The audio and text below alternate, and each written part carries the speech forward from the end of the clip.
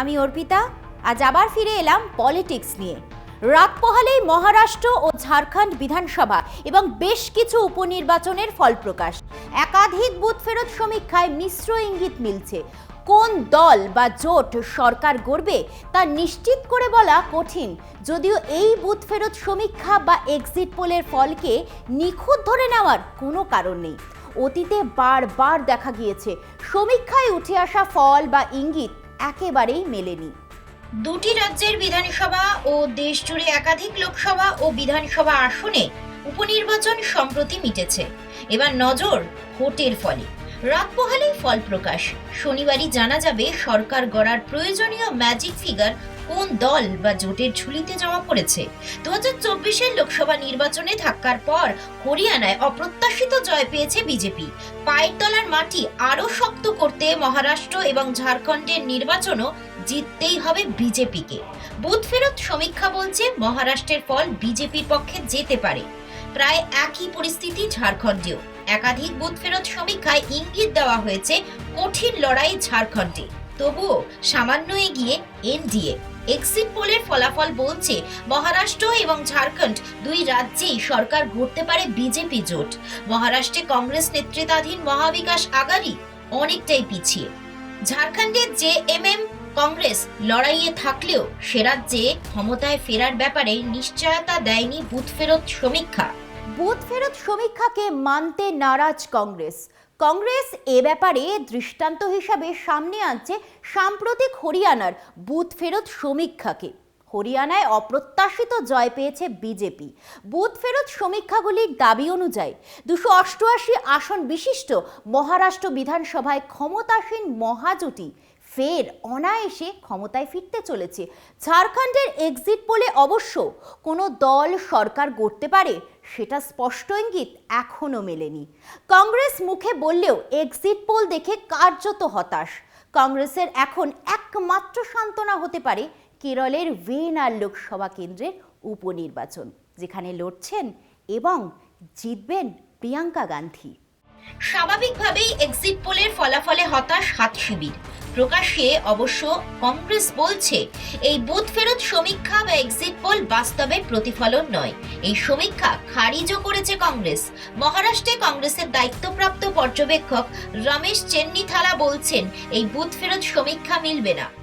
আমরা আত্মবিশ্বাসী এই ফলাফল বদলাবেই। মহাবিকাশ আঘাড়ি সরকার গড়ার ব্যাপারে আশাবাদী। ঝাড়খণ্ডের এক্সিট পোলে কোনো দল সরকার গড়বে তার স্পষ্ট কোনো ইঙ্গিত নেই। একাধিক এক্সিট পোলই ঝাড়খণ্ডে এগিয়ে রাখছে এনডিএ কে, আবার কয়েকটি এক্সিট পোলে এগিয়ে ইন্ডিয়া জোট। এক্সিট পোল নিয়ে ঝাড়খণ্ডের শাসক দল জেএমএম নেতা হাফিজুল হাসান বলছেন, আমাদের ঝাড়খণ্ডে এক্সিট পোল বলছে আমরা 50-এর বেশি আসন পাবো। অন্য কোনো এক্সিট পোলে আমাদের কোনো ভরসা নেই। ওদিকে বিজেপি দুই রাজ্যেই সরকার গড়ার ব্যাপারে নিশ্চিত। বিজেপি সাংসদ সুধাংশু ত্রিবেদী বলছেন, আমরা আশাবাদী যে মহারাষ্ট্র এবং ঝাড়খণ্ড দুই রাজ্যেই আমরা সরকার গড়ব। कि भारतीय जनता पार्टी और एनडीए को और महाराष्ट्र में महायुति शानदार विजय की तरफ आगे बढ़ रही और जो अन्य उपचुनाव थे उनमें भी भारतीय जनता पार्टी शानदार प्रदर्शन कर रही है। मुझे लगता है कि शायद उन्हें भेद पहले ही समझ में आ गया था कि उनको अपनी करारी हार दिखाई पड़ रही थी। এক্সিট পোলের ফলাফলকে একেবারে নিখুঁত ধরে নেওয়ার কোনো কারণ নেই। সাম্প্রতিক অতীতে একাধিকবার দেখা গিয়েছে এক্সিট পোলের ইঙ্গিত একেবারেই মেলেনি, যার সাম্প্রতিকতম উদাহরণ 2024-এর লোকসভা এবং হরিয়ানার বিধানসভা নির্বাচন। আবার একাধিক ক্ষেত্রে দেখা গিয়েছে এক্সিট পোলের ফলাফল পুরোপুরি মিলে গিয়েছে। সুতরাং এক্সিট পোলের ফলাফলকে চূড়ান্ত না ধরে এক্স্যাক্ট পোলের অপেক্ষা করাই ভালো। সময় এখন একটা বিরতির। ফিরছি বিরতি নিয়ে, সঙ্গে থাকুন।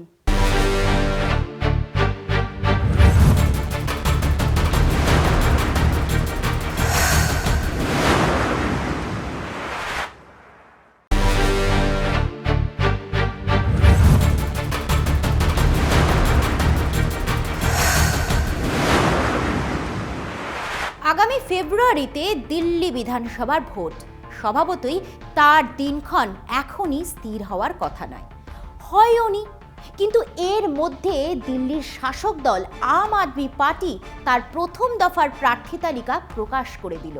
সদ্য কংগ্রেস বা বিজেপি ছেড়ে আসা 6 জনকে নিয়ে মোট 11 জন প্রার্থীর নাম ঘোষণা করল অরবিন্দ কেজরিওয়ালের দল। মহারাষ্ট্র ও ঝাড়খণ্ডের বিধানসভা ভোটের ফলের দিকে তাকিয়ে গোটা রাজনৈতিক মহল। অষ্টাদশ লোকসভায় ক্ষমতা ধরে রাখতে সক্ষম হলেও একক গরিষ্ঠতা না পেয়ে শরিক দল নির্ভর সরকার গঠনে বাধ্য হয়েছে বিজেপি। ফলত রাজ্যে রাজ্যে হওয়া বিধানসভা ভোট কেন্দ্রের শাসক বিজেপির কাছে যতটা মর্যাদা, পুনরুদ্ধার বিরোধীদের কাছেও লোকসভার সাফল্যের ধারাবাহিকতা বজায় রাখার চ্যালেঞ্জ। ইতিমধ্যেই জম্মু কাশ্মীর বিধানসভায় বিজেপি পর্যুদস্ত হলেও আশা জাগিয়ে হরিয়ানায় গেরুয়া বাহিনীকে গদিচ্যুত করতে পারেনি কংগ্রেস। ফলত কিছুটা বাড়তি অক্সিজেন নিয়ে নরেন্দ্র মোদী অমিত শাহের দল মহারাষ্ট্র ও ঝাড়খণ্ড বিধানসভা নির্বাচনে নেমেছিল। দুই রাজ্যের ভোটের ফলাফলের দিকে স্বভাবতই দেশের শাসক দল থেকে বিরোধী কংগ্রেস নেতৃত্বাধীন ইন্ডিয়া তাকিয়ে আছে। ভোট গণনার প্রাক্কালে দিল্লি বিধানসভার আসন্ন নির্বাচনের প্রার্থীদের তালিকার একাংশ আনুষ্ঠানিকভাবে প্রকাশ করে দিল আম আদমি পার্টি আপ। মোট 11 জন প্রার্থীর নাম ঘোষণা করেছে আপ। এদের মধ্যে 6 জনই দল বদলে সম্প্রতি আম আদমি পার্টিতে যোগ দিয়েছে। শিবির বদল করা নেতাদের মধ্যে দিল্লির প্রাক্তন বিজেপি বিধায়ক অনিল কুমার ঝাকে প্রাক্তন দিল্লি প্রদেশ কংগ্রেসের 2 নেতার নামও রয়েছে। মোট 70 আসনের বিধানসভার 11 জনের মধ্যে বিজেপি ও কংগ্রেস ত্যাগীদের নাম প্রথম তালিকায় রেখেছেন দলের সুপ্রিমো অরবিন্দ কেজরিওয়াল। রাজনৈতিক পর্যবেক্ষক মহলের ধারণা, বিরোধী শিবির ভাঙতে পারলে তাদের টিকিট দেওয়ার ব্যাপারে অগ্রাধিকার দেওয়া হতে পারে। ভোটের প্রায় 3 মাস আগেই প্রথম দফার প্রার্থী তালিকার বিন্যাসে তেমনই বার্তা দিতে চাইছেন আপ সুপ্রিমো। আপ সূত্রের দাবি, দলের নবাগতদের প্রচার প্রস্তুতির জন্য হাতে বেশ খানিকটা সময় নিয়েই প্রার্থীদের নাম ঘোষণা করা হয়েছে।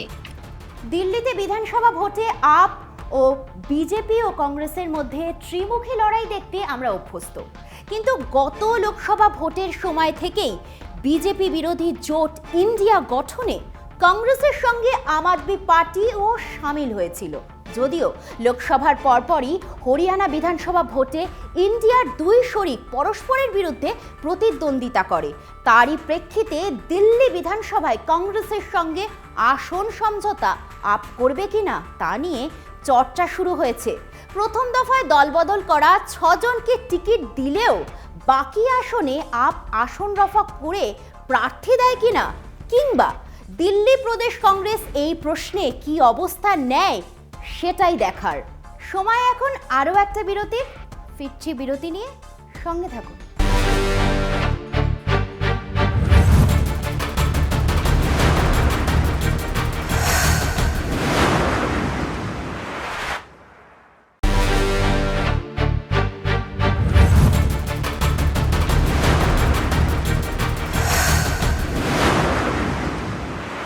লক্ষ্মীর ভান্ডার প্রকল্পে আরও 5 লক্ষ উপভোক্তাকে নতুন করে যুক্ত করল রাজ্য সরকার। এই উপভোক্তারা ডিসেম্বর মাস থেকেই ভান্ডারে টাকা পেতে শুরু করবেন। মুখ্যমন্ত্রী মমতা বন্দ্যোপাধ্যায় বৃহস্পতিবার নবান্নে এই ঘোষণা করেন। এছাড়াও আরও 4টি সরকারি প্রকল্পে উপভোক্তার সংখ্যা বাড়ানো হচ্ছে বলেও মুখ্যমন্ত্রী জানিয়েছেন।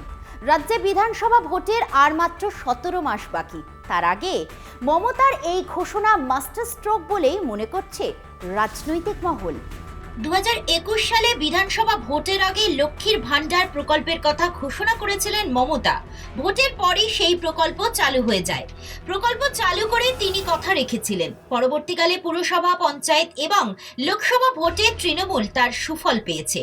মহিলারা দল বেঁধে তৃণমূলকে ভোট দিয়েছেন। কার্যত তৃণমূল একটি শক্তপোক্ত মহিলা ভোট ব্যাংক পেয়ে গিয়েছে।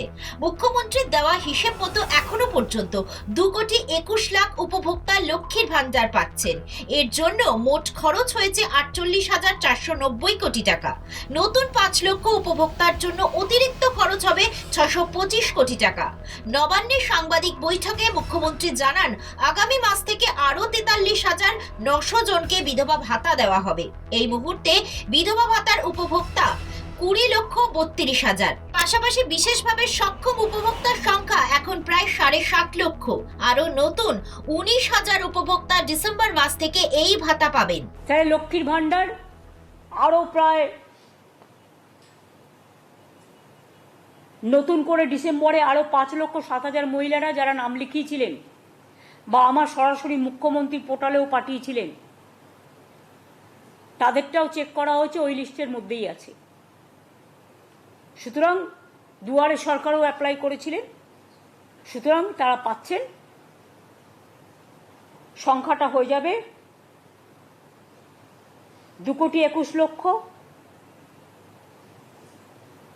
ইন্ডিভিজুয়াল মহিলা।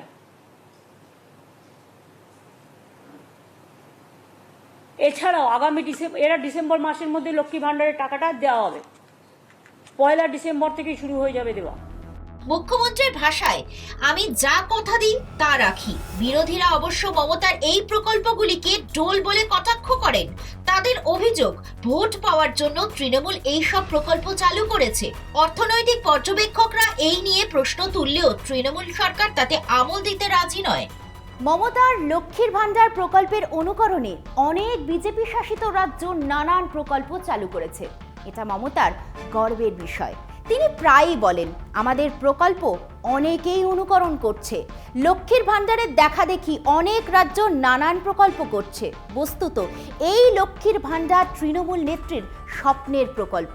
এর সঙ্গে তিনি কোনো আপোষ করতে চান না। রাজ্যের যতই আর্থিক সংকট থাকুক না কেন, এটি চালিয়ে যাওয়ার ব্যাপারে মমতার দৃঢ় সংকল্প। আগামী দিনে লক্ষ্মীর ভান্ডার প্রকল্পের উপভোক্তার সংখ্যা যে আরও বাড়বে তা বলাই বাহুল্য। আবাস প্রকল্পের বরাদ্দ টাকা কেন্দ্রীয় সরকার বন্ধ করে দিলেও তার রাজ্য সরকার নিজে থেকেই দেবে বলে আগেই ঘোষণা করা হয়েছিল। এই প্রকল্পের নাম প্রধানমন্ত্রীর নামে করা নিয়েও নিজে অসন্তোষ চেপে রাখতে পারেনি মমতা। তিনি বলেন, রাজ্য সরকার এর জন্য 40% টাকা দেয়, তবু কেন প্রধানমন্ত্রীর নামে এই প্রকল্প? আমি তো কখনো আমার নামে প্রকল্প করিনি। পলিটিক্স আজ এই পর্যন্তই। দেখতে থাকুন কলকাতা টিভি, রাত দিন 7 দিন।